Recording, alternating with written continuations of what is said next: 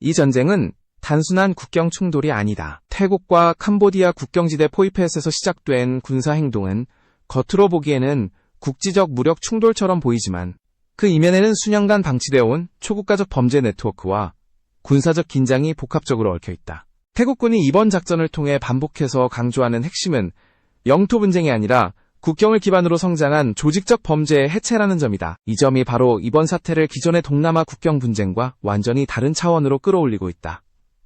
포이펫은 오랫동안 태국과 캄보디아를 연결하는 관문이자 회색지대로 기능해왔다. 합법과 불법, 민간과 군사, 상업과 범죄가 뒤섞인 이 지역은 수십 년간 각종 사기 범죄와 불법 자금 세탁, 인신매매 조직의 거점으로 악명이 높았다. 태국 정보당국은 이미 오래전부터 이 지역이 단순한 범죄 소굴을 넘어 무장 세력과 군사 장비가 은밀히 집결되는 중간 기착지로 변질됐다고 판단해왔다. 그러나 외교적 부담과 국경 안정이라는 명분 아래 대규모 군사 개입은 미뤄져 왔다.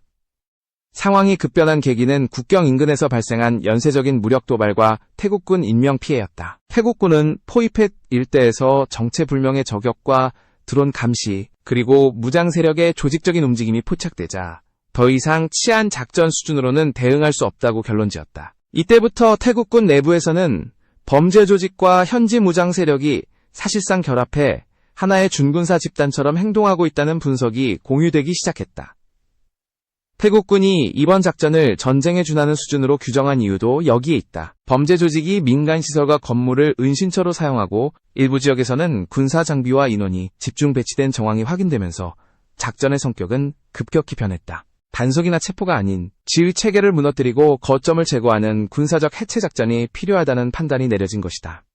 이러한 판단 아래 태국군은 단계적 대응 전략을 수립했다. 첫 단계는 정보 우위 확보였다. 위성 감시, 무인 정찰 자산, 국경 감시 부대의 보고를 종합해 포이펫 일대의 핵심 거점을 선별했다.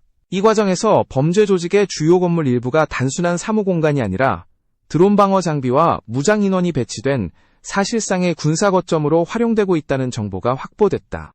두 번째 단계는 상징적이면서도 결정적인 무력 시위였다. 태국군이 선택한 수단은 공군 전력, 그 중에서도 F-16 전투기였다. 이는 단순한 폭격 이상의 의미를 가진다.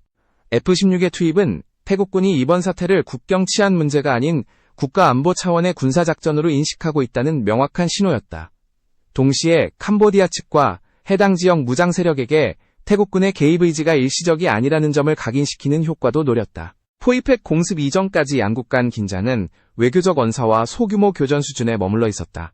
그러나 공군 전력이 실제로 투입되면서 상황은 완전히 다른 국면으로 진입했다. 태국군은 이 작전이 특정 국가를 겨냥한 침공이 아니라 국경을 위협하는 범죄 기반 무장 세력에 대한 정밀 타격이라고 강조했지만 국경 너머에서 벌어진 공습은 필연적으로 국가 간 군사적 긴장을 동반할 수밖에 없었다. 여기에 감정적 요소까지 더해졌다. 공습 이후 일부 지역에서 종교적 상징물 훼손 영상이 확산되며 양국 국민 감정은 급격히 악화됐다. 군사적 계산과는 별개로 역사적 기억과 종교적 상징이 자극되자 이번 사태는 단순한 안보 문제를 넘어 정치적 부담으로 확산되기 시작했다. 태국군은 작전의 본질이 흐려질 수 있다는 점을 우려하면서도 이미 시작된 군사행동을 중단할 수 없는 딜레마에 직면했다. 이 시점에서 포이펫은 더 이상 국경의 작은 도시가 아니었다. 초국가적 범죄, 군사 충돌, 외교 갈등이 동시에 응축된 상징적 공간으로 변했다. 태국군의 첫 번째 무력 행동은 시작에 불과했다. 공습은 경고였고 그 다음 단계는 지상에서의 실질적인 통제 확보였다. 이것이 바로 태국군이 포이펫을 향해 점차 병력을 전개하기 시작한 이유다. 에서 드러난 핵심은 분명하다. 이번 사태는 우발적 충돌이 아니라 오랜 시간 축적된 위협인식과 전략적 판단의 결과이며 태국군은 이미 단기 작전이 아닌 중장기 군사 시나리오를 염두에 두고 움직이고 있다는 점이다. 다음 단계에서는 F-16 공습이 어떤 의미를 가지며 그것이 전장의 흐름을 어떻게 바꾸었는지를 구체적으로 살펴볼 필요가 있다. 태국군이 선택한 두 번째 카드는 공중 우세였다. 포이펫 상공에 투입된 F-16 전투기는 단순히 폭탄을 투하하는 전력이 아니라 전장의 성격을 규정하는 상징적 존재였다. 태국 공군은 이번 작전을 통해 지상군 투입 이전에 공중에서 주도권을 장악하는 전형적인 현대전 교리를 적용했다. 이는 국경 분쟁이라는 제한된 공간에서도 정규군 수준의 작전 개념이 적용되고 있음을 보여준다. 공습의 목표는 무차별적인 파괴가 아니었다. 태국군은 포이펫 일대에서 이미 선별된 핵심 거점만을 타격 대상으로 설정했다. 이 거점들은 범죄 조직의 본거지이자 동시에 무장 세력의 지휘와 통제가 이뤄지는 공간으로 파악된 곳이었다. 특히 드론 방어 장비가 설치된 건물과 무장 인력이 집결한 시설은 최우선 타격 대상으로 분류됐다. 이는 태국군이 상대의 감시 능력과 정보 수집 능력을 먼저 무력화하려 했다는 점을 의미한다. F-16이 투입된 시점은 신중하게 계산됐다. 태국군은 지상교전이 확대되기 직전, 그리고 국경 인근 무장 세력이 본격적인 저항 태세를 갖추기 전에 공습을 감행했다. 이는 상대에게 준비할 시간을 주지 않기 위한 전술적 판단이었다. 동시에 단기간에 작전을 끝내겠다는 의지를 보여주는 신호이기도 했다. 공습은 단발성이었지만 그 파급 효과는 즉각적으로 나타났다. 공습 이후 포이펫 일대의 무장 세력 움직임은 눈에 띄게 위축됐다. 일부 거점에서는 통신이 끊기거나 지휘 체계가 혼란에 빠졌다는 정황이 포착됐다. 태국군 정보당국은 이 시점을 공중 타격이 가장 성공적으로 작동한 순간으로 평가하고 있다. 공중에서의 정밀 타격은 지상에서의 교전을 최소화하고 아군 피해를 줄이기 위한 필수 단계였기 때문이다. 그러나 공습은 동시에 위험한 메시지를 내포하고 있었다. 캄보디아 측은 태국 공군의 공습을 주권 침해로 인식할 수밖에 없었고, 이는 외교적 긴장을 급격히 끌어올렸다. 태국군은 작전의 정당성을 강조하며 범죄 조직과 무장 세력을 겨냥한 제한적 타격이라고 설명했지만, 국경을 넘는 공중작전은 언제든 국가 간 충돌로 비화할 수 있는 불씨를 안고 있었다. 공습 이후 캄보디아 측 무장 세력은 중국제 무기를 포함한 다양한 화기를 사용해 저항에 나섰다. 박격포와 로켓 무기가 사용된 정황이 확인되었고, 일부 지역에서는 태국군 진지를 향한 간헐적인 포격도 발생했다. 이는 공습이 전투를 종결시키기보다는 새로운 국면을 열었음을 의미한다. 공중 우세는 확보했지만 지상에서의 충돌 가능성은 오히려 더 커진 것이다. 태국군 내부에서는 이 시점부터 작전의 성격이 명확히 정리됐다. 공습은 경고이자 개시 신호였으며 진짜 승부는 지상에서 결정될 것이라는 판단이었다. 공군이 만들어낸 틈을 이용해 지상군이 핵심 지역을 장악하고 범죄 조직의 물리적 기반을 제거하는 단계로 넘어가야 했다. 이는 단기 충돌이 아닌 단계적 진압작전의 전형적인 흐름이었다. F-16 공습이 남긴 가장 큰 변화는 심리적 효과였다. 포이펫 일대에 남아있던 범죄 조직원들과 무장 세력은 더 이상 태국군을 단순한 국경 경비 수준의 위협으로 보지 않게 됐다. 동시에 지역 주민과 주변 국가들 역시 사태를 새로운 시각으로 바라보기 시작했다. 이번 작전은 태국군이 국경 안정과 안보를 위해 어디까지 갈 수 있는지를 보여주는 시험대가 되었다. 공중에서 시작된 이 충돌은 자연스럽게 다음 단계로 이어질 수밖에 없었다. 공습 이후 지상에서의 움직임은 더욱 빠르고 거칠어졌다. 이제 전장은 하늘이 아닌 땅으로 옮겨가고 있었고, 태국군의 다음 선택은 지상군 투입과 전략 거점 장악이었다. 이 과정에서 드론, 저격, 건물 단위 교전이라는 새로운 양상이 본격적으로 드러나기 시작했다.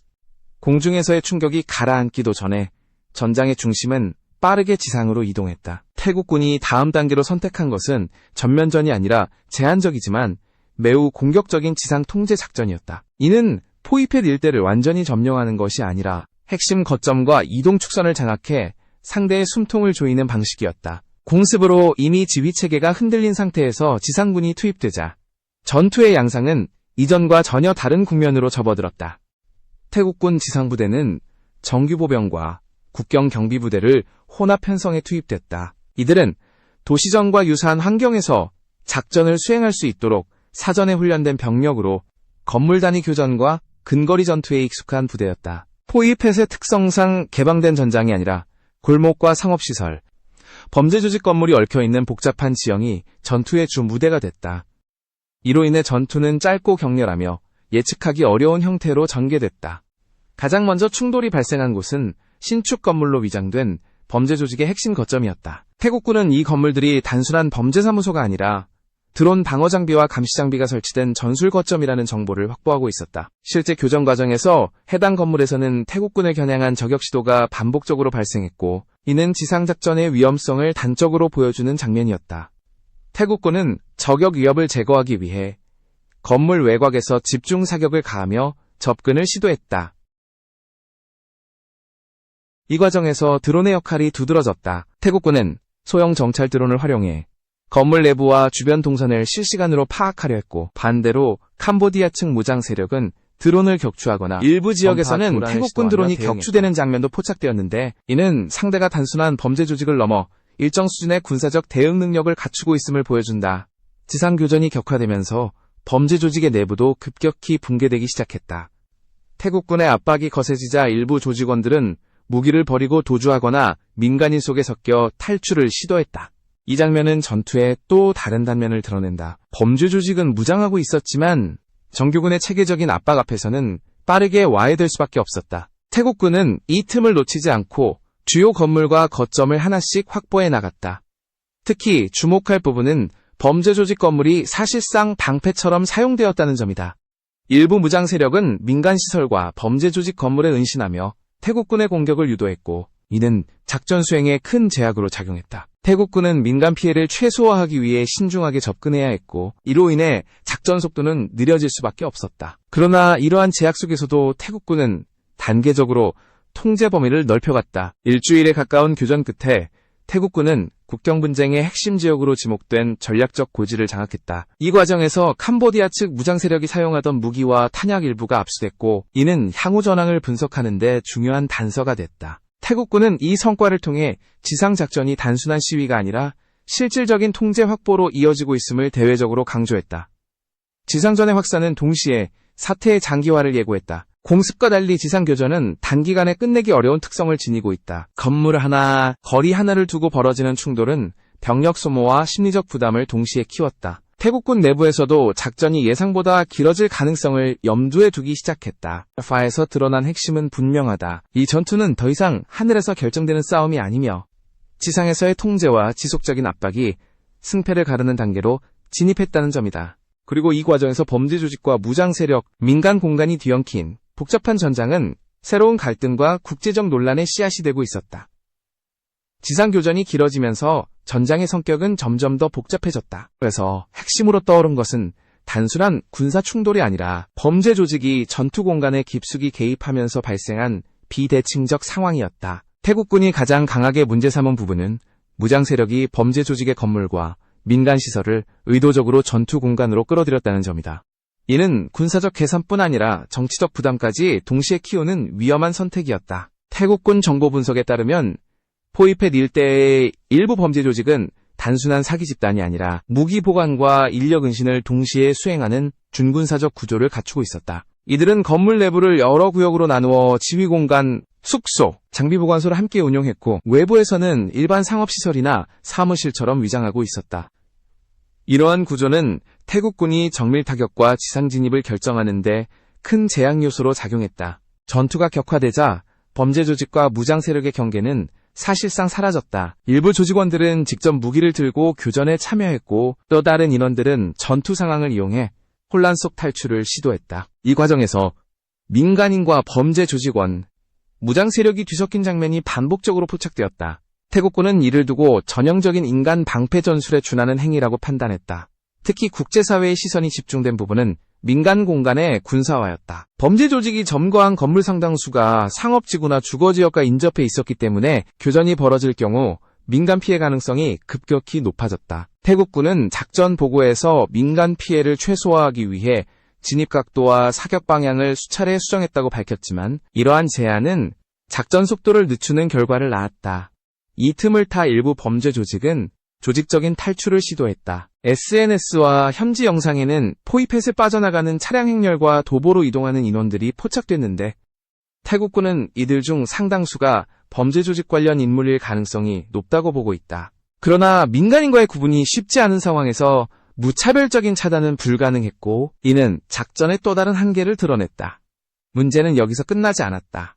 범죄 조직의 배후에 대한 의혹이 제기되면서 사태는 국제적 논란으로 확산됐다. 태국군은 특정 국가를 직접적으로 지목하지는 않았지만 포이펫 일대에서 발견된 일부 무기와 장비가 외부에서 유입됐을 가능성을 시사했다. 이 발언은 곧바로 외교적 해석을 낳았고 국경 분쟁을 넘어선 지정학적 긴장으로 연결되기 시작했다.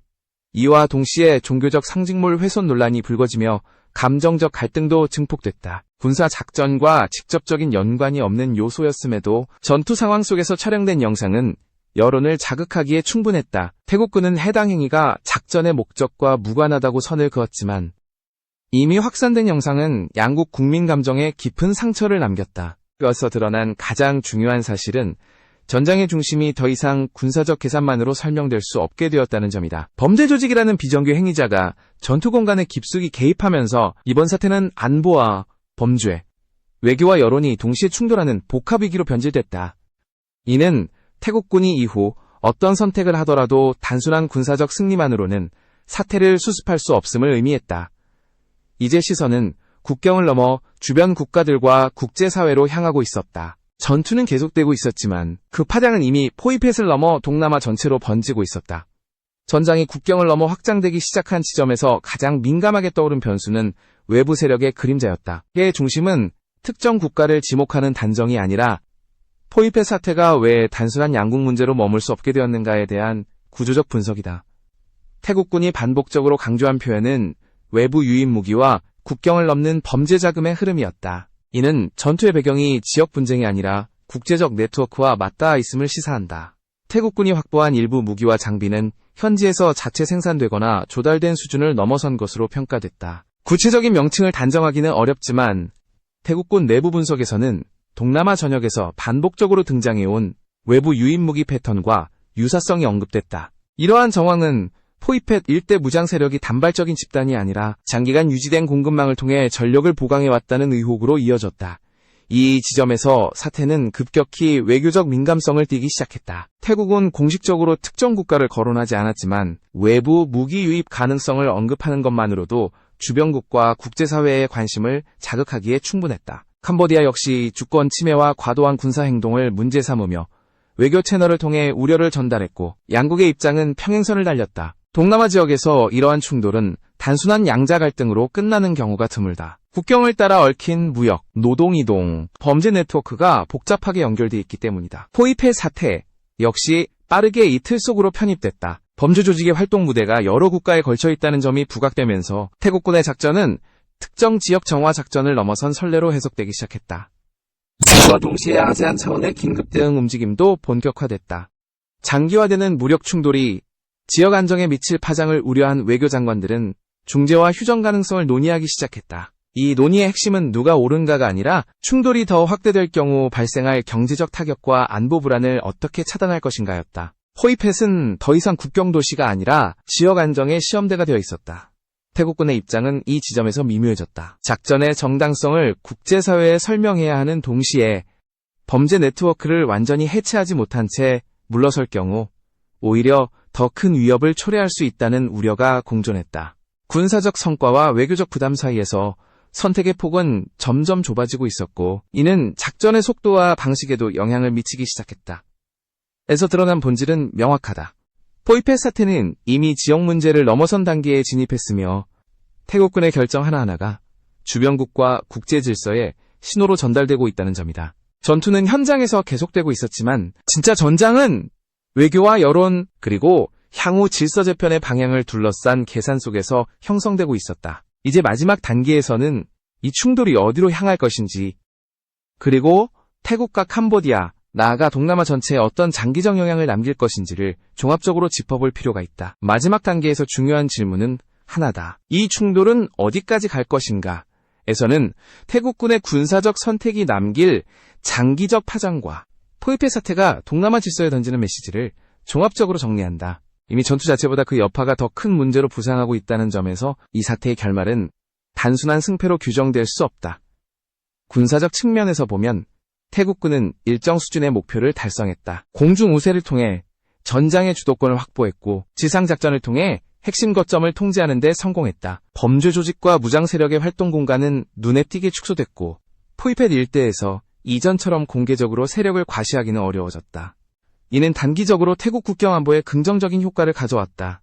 그러나 이 성과는 동시에 새로운 부담을 낳았다. 군사작전이 장기화될수록 병력 소모와 재정 부담은 커지고 국제사회의 시선도 더욱 날카로워진다. 특히 민간 공간이 전투에 노출되었다는 점은 향후 어떤 형태로든 정치적 책임 논란으로 이어질 가능성이 높다. 태국군이 아무리 범죄 네트워크 해체를 명분으로 내세워도 국경을 넘는 군사행동은 늘 외교적 해석의 대상이 된다. 캄보디아 역시 쉽지 않은 선택지 앞에 서 있다. 무장 세력과 범죄 조직의 존재를 부인하기에는 이미 너무 많은 정황이 드러났고, 그렇다고 태국군의 군사 행동을 그대로 용인할 수도 없다. 이 딜레마는 캄보디아 정부가 외교 무대에서 보다 강한 언어를 사용할 수밖에 없게 만들었고, 이는 양국 관계의 장기적 냉각으로 이어질 가능성을 내포하고 있다. 지역 차원에서 보면 포이페스 사태는 아세안의 한계를 다시 한번 드러냈다. 회원국 간 분쟁을 조정할 수 있는 제도적 장치는 존재하지만 실제 무력 충돌을 신속히 제어하기에는 역부족이라는 평가가 나온다. 중재와 대화의 필요성은 반복해서 언급되지만 각국의 이해관계가 엇갈리는 상황에서 실질적 합의로 이어지기까지는 상당한 시간이 필요하다. 더 큰 문제는 선례다. 만약 이번 사태가 명확한 정치적 합의 없이 군사적 압박으로만 봉합된다면 이는 다른 국경 지역에서도 유사한 방식의 대응을 정당화하는 사례로 남을 수 있다. 범죄 네트워크와 안보 위협을 이유로 한 군사 개입은 단기적으로 효과적일 수 있지만 장기적으로는 지역 불안정을 증폭시키는 요인이 될 수 있다. 태국군 내부에서도 이러한 우려는 공유되고 있다. 작전 보고서와 내부 평가에서는 군사적 성공보다 이후 관리가 더 중요하다는 분석이 반복해서 등장한다. 범죄 조직의 거점을 제거했다고 해서 네트워크 자체가 사라지는 것은 아니며 공백이 생긴 지역에는 새로운 세력이 유입될 가능성도 배제할 수 없다. 결국 군사작전은 시작일 뿐 진짜 과제는 이후의 통제와 협력이다. 의 결론은 명확하다. 포이펫에서 벌어진 충돌은 끝이 아니라 전환점이다. 태국과 캄보디아 모두 군사적 계산과 외교적 현실 사이에서 장기적인 선택을 강요받고 있으며 동남아 전체 역시 이 사태를 통해 국경 안보와 초국가적 범죄 대응 방식에 대한 근본적인 질문을 마주하게 됐다. 전장의 포성은 언젠가 먹혔지만 이번 사태가 남긴 균열과 교훈은 오랫동안 지역 질서 속에 남게 될 것이다.